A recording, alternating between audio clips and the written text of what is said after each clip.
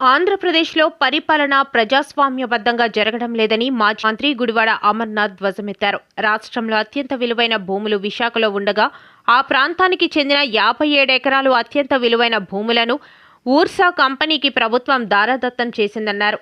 ఎన్నికల ముందు భూములు కాపాడుతామని అబద్ధం చెప్పి అధికారంలోకి వచ్చిన కూటమి ప్రభుత్వం ఇప్పుడు భూములు దోచుకుంటున్నారని మండిపడ్డారు.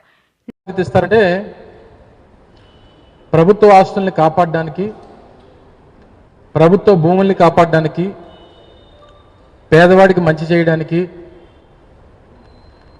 పరిపాలన పార్టీలకు అతీతంగా, కులాలకు అతీతంగా, మతాలకు అతీతంగా, ప్రాంతాలకు అతీతంగా చేయడానికి ప్రజలు అధికారాన్ని ఇస్తారు.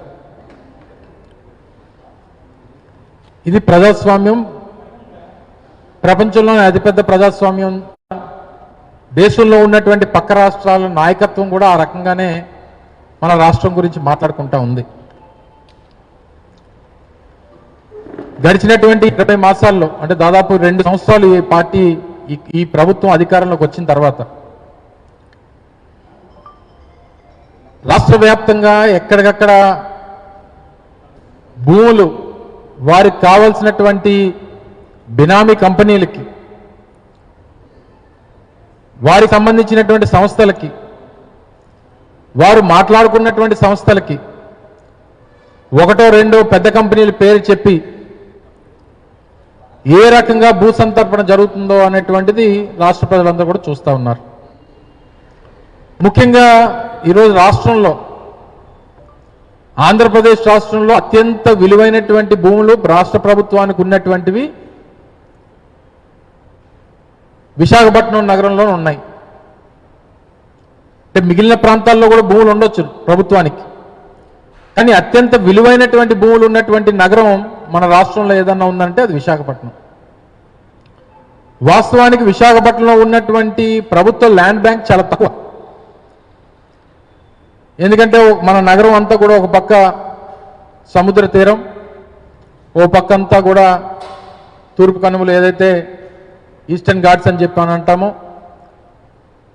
ముఖ్యంగా వీటితో పాటు సింహాచలం దేవస్థానానికి సంబంధించి దాదాపు 11,000 నుంచి 12,000 ఎకరాల దేవస్థానం భూములు,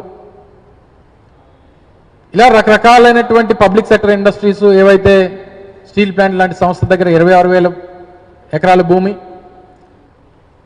లేదా ఈస్టర్న్ నేవల్ కమాండ్, డిఫెన్స్కి సంబంధించినటువంటి, ఇలా రకరకాలైనటువంటి సంస్థలు ఉండడం, లేదా జియోగ్రఫికల్ సిచ్యువేషన్స్ని బట్టి ఉన్నటువంటి పరిస్థితులు, ప్రభుత్వాన్ని దగ్గర ఉన్నటువంటి ల్యాండ్ బ్యాంక్ చాలా తక్కువ, చాలా విలువైనటువంటి ల్యాండ్ బ్యాంక్. అటువంటి దాన్ని కస్టోడియన్గా ఉండాల్సినటువంటి ప్రభుత్వాలు, దాన్ని కాపాడాల్సినటువంటి ప్రభుత్వం, వారికి కావాల్సినటువంటి మనుషులకి మొదటి 2 సంవత్సరాలు కూడా ఆ పని మీద ఉంది. మొదటగా అయితే గత సంవత్సరం ఫిబ్రవరిలో, ఏప్రిల్ మాసంలో అనుకోండి, మార్చి ఏప్రిల్ మాసంలో ఉర్సా అన్నటువంటి కంపెనీకి 57 ఎకరాలు ఆ కంపెనీ స్థాపించింది లేదు,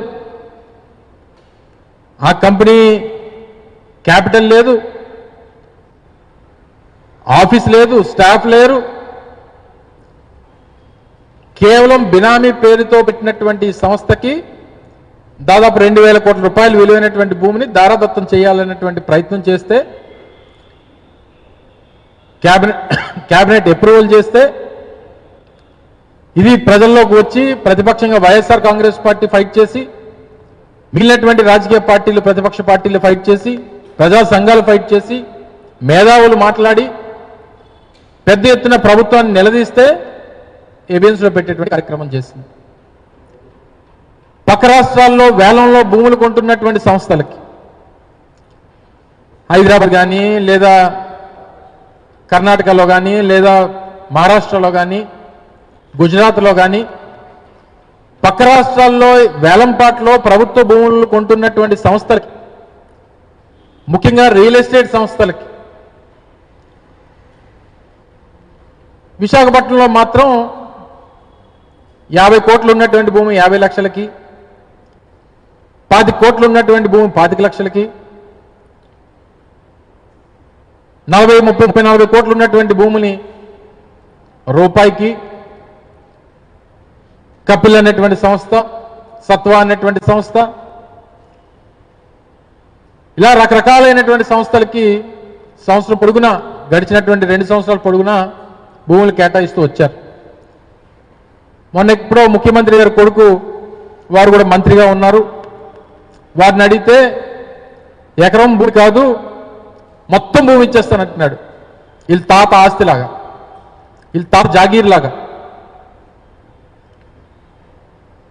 చివరికి ఈ దోపిడీ ఎంతవరకు వచ్చిందనంటే ఇవన్నీ ఒక ఎత్తు ఒక పక్కన జరుగుతుండగా ఈరోజు ముఖ్యమంత్రి గారి కొడుక్కి స్వయాన తోడలుడు, స్థానిక పార్లమెంట్ సభ్యుడు, స్థానిక ప్రజాప్రతినిధి, విశాఖపట్నాన్ని పార్లమెంట్లో రిప్రజెంట్ చేస్తున్నటువంటి వ్యక్తి, ఈ ప్రాంతంలో భూములు కాపాడాల్సినటువంటి బాధ్యత కలిగినటువంటి వ్యక్తులు ఈరోజు కొత్తగా 54 ఎకరాల 79 సెంట్ల భూమిని ఋషికొండలో ఉన్నటువంటి గీతం సంస్థ ఆధీనంలో ఉన్నటువంటి ఈ భూమిని రెగ్యులరైజ్ చేయడానికి ఫైల్స్ పుటప్ చేశారు. రేపు 30వ తారీఖున జరుగుతున్నటువంటి, బహుశా నాకు తెలిసి అదే ఆఖరి కౌన్సిల్ సమావేశం అయి ఉంటుంది. రేపు 30వ తారీఖున జరగబోయేటువంటి ఈ కౌన్సిల్ సమావేశంలో దానికి ముందుగా సహజంగా ఎక్కడ ప్రభుత్వ భూమిని రెగ్యులైజ్ చేయాలన్నా చేయడానికి అసలు ఆస్కారమే లేదు. స్థానికంగా ఉన్నటువంటి లోకల్ బాడీస్ తాలూకా తీర్మానాలు ప్రభుత్వానికి అవసరం కాబట్టి రేపు 30వ తారీఖున ఈ సమావేశంలో వారు పెట్టడం జరిగింది. ఇదే సంస్థకు సంబంధించి 2019-20లో ఆ రోజు జగన్మోహన్ రెడ్డి గారి ప్రభుత్వం, వైఎస్ఆర్ కాంగ్రెస్ పార్టీ ప్రభుత్వం ఏర్పాటు అయినటువంటి కొత్తలో, ఎందుకంటే 2014 నుంచి 19 వరకు పెద్ద ఎత్తున వైఎస్ఆర్ కాంగ్రెస్ పార్టీ ఆ రోజు విశాఖపట్నం నగరంలో, నగర పరిసర ప్రాంతాల్లో ప్రభుత్వ భూముల్ని దోపిడీ చేస్తున్నటువంటి ఈ దోపిడీదారుల మీద పెద్ద ఎత్తున ఒక ఉద్యమం తీసుకొని మేము అధికారంలోకి వచ్చిన తర్వాత ప్రభుత్వ భూముల్ని ప్రభుత్వం స్వాధీనం చేసుకుంటుంది అన్నటువంటి ఒక హామీని ఈ ప్రాంత ప్రజలకు ఇచ్చిన తర్వాత 2019-20 సంవత్సరంలో మేము అధికారంలోకి వచ్చినప్పుడు ఇదే గీతం సంస్థ ఆధీనంలో ఉన్నటువంటి భూముల్ని, ప్రభుత్వ భూముల్ని ప్రభుత్వం రెవెన్యూ డిపార్ట్మెంట్ టేక్ ఓవర్ చేసుకునేటువంటి పరిస్థితి వచ్చినప్పుడు పెద్ద గగ్గోలు పెట్టారు.